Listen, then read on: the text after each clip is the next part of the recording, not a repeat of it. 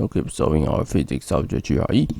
So 91, in the hydrogen spectrum, the ratio of the wavelengths of lemon alpha for the Balmer radiation, alpha radiation to 3 to 2 is what? Okay.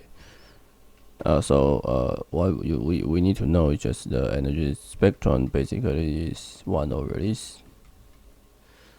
So this is for hydrogen. And so the energy difference from N to M, from Nm is just proportional to 1 over N square. What I'm writing about 1 over N square minus 1 over M square.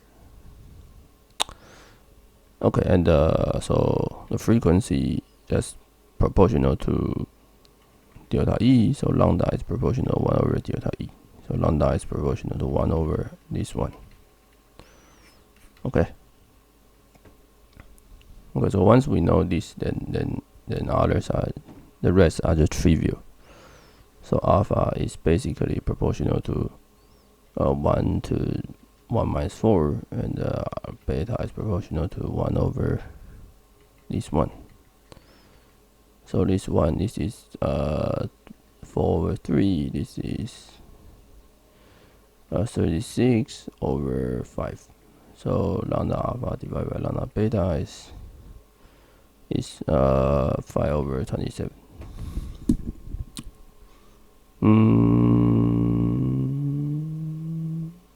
Yes, yeah. So the answer is B. The answer is B.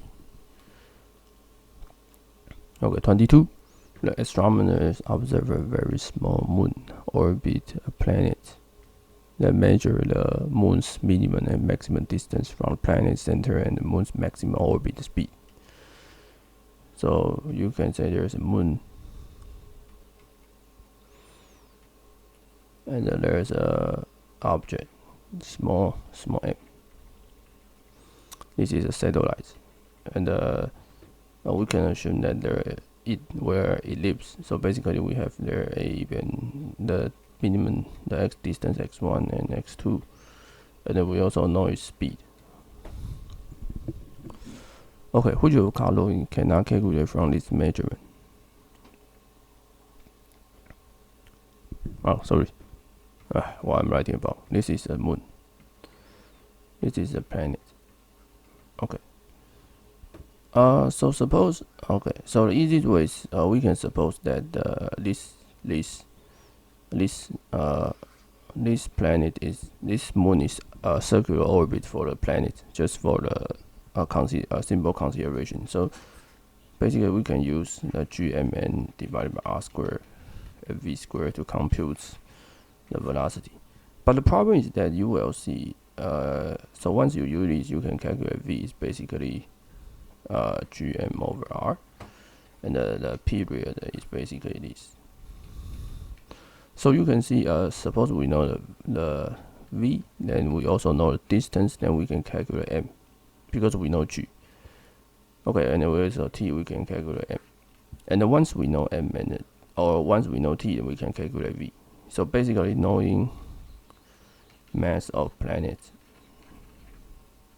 can give you velocity and period, and vice versa. Okay, so B, mass of planets, is okay, and minimum speed of the moon is okay. Period of B is okay. Semi-major axis, you can see basically is 2r in this case. So the only remaining is the mass of the moon. Why the mass of the moon cannot be detected? Because when we write down a Newton equation, the mass of the moon is already cancelled in this picture. So it tells that the mass of the moon cannot be detected through this way.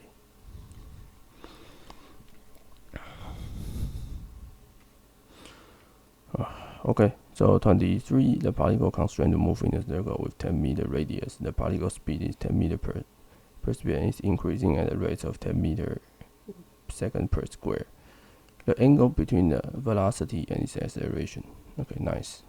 So basically you have this, And what is asking say that at one instance the particle speed is 10 meter per second. By the way, so first we can calculate an, which an is the acceleration in the normal direction. Basically, it's a v squared over 10. So this is 10. It's 10 meters per second and increasing at a rate of 10 meters per second square. So basically, it tells you that they have a total accelerations. Basically, is equal to 10 meter per second square. So they have a total 10.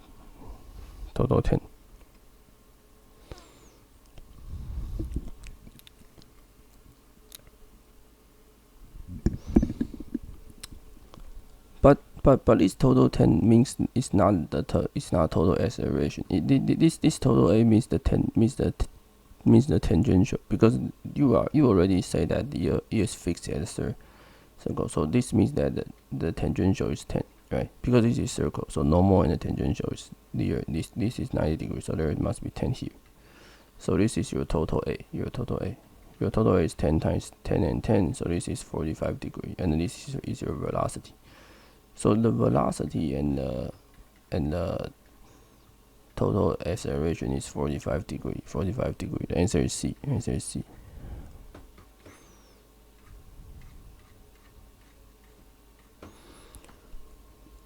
Okay, so 25.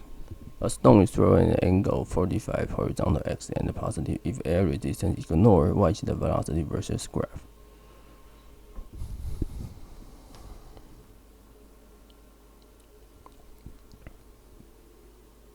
Okay, so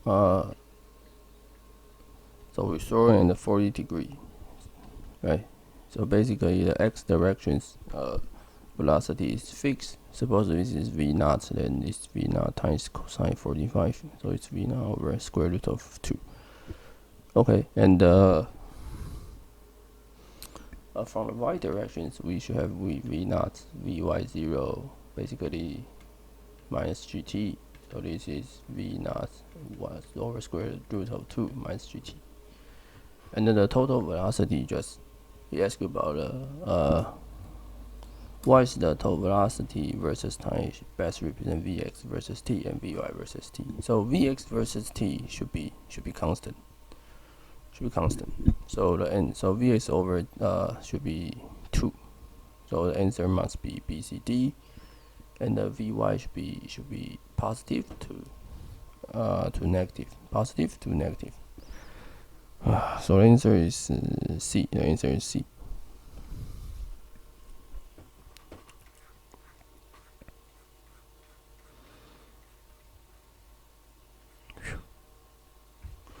So 25, basically you have seven pennies. Okay, and arranged in hexagon, and each penny has uniform disc radius r. And what's the moment of inertia of 7 pennies about axis passing through the center? Okay, so this problem is somewhat tedious, but well, basically we know that this is for each pennies, for each this one, but basically for the middle one, so the middle one is correct. But there are 6 others, right? 6 we need to use the parallel theorem. So the distance from here to here, the center of mass is translated by m by r by 2r, right? So we need to use m times 2r square, and this is the parallel theorem. Okay, so we can compute this. And then what is this? Let me see. This is half m squared. This is 4 plus 6 plus, right, m squared. So 45 m squared. So the answer is E. The answer is E. 26. So you have a rod. This is the mass M and the allowed to fall to the ground. So when it falls to the ground, then ask you about the velocity. Okay, so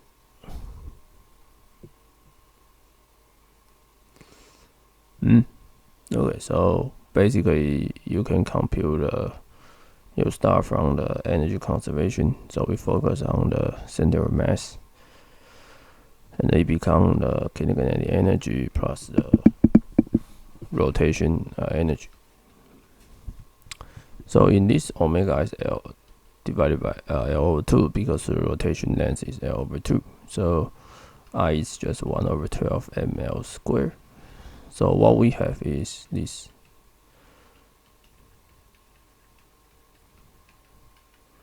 If you forget about this I, you can go to the physics GRE, the first page. There are a formula sheet for this, for the standard momentum of inertia. So you don't have to remember. But if you do remember that, then I think it's better for you to take an exam, because you don't have to go to the first page and see this. Okay, so I suggest that you try to prove this. You try to prove momentum of inertia by yourself. Okay, so this is 8, 12.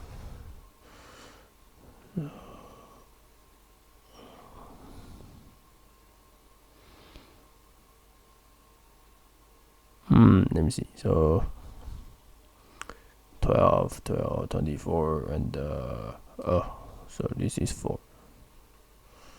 So okay, so let me rewrite again. So the computation is not difficult, but what I compute is difficult. I don't know why. Probably because I okay, so delete M and then delete 1L. So this is 24 for L omega squared equals to G over 2. So omega is 3G over L squared. Okay, and the V is just omega R. So 3N then is SL. So answer is square root of 3GL. Oh, so the answer is C. The answer is C. So 27, eigenvalue of Hermitian operators, common sense, real. Answer is A. 28, and orthogonal. So very easy that you just do this to be 0. So 5 plus minus 3 minus 5 plus 2x is 0. So this is 15. 20 x is minus 10, negative 10. The answer is E. 29, you have this. Basically, you have 3 operators: phi 1, phi 3 wave function, phi 1, phi 2, phi negative 1, phi 1, phi 2, and both have eigenvalue -1, 1, 2, and 2, and they are also null. And what is expectation for these states? For this, okay. So as somebody asks you about expectation, so this is what you like to do.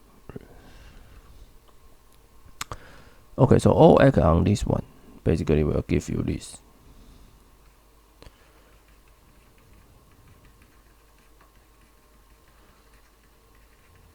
And then you do the phi. Okay.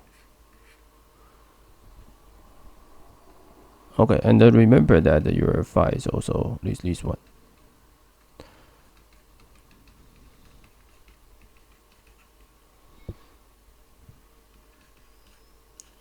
So this is this inner product with this. So what I did is just direct computation. Okay, and then the inner product, since it's also orthogonal, so all we did is just take the coefficient. So this times this, and this times this, and this times this. Okay, so answer is minus use this. Okay, so let me see whether my calculation is correct. Yeah, so the answer is 1. Answer is 1. 6 divided by 6. So answer is C. Answer is C.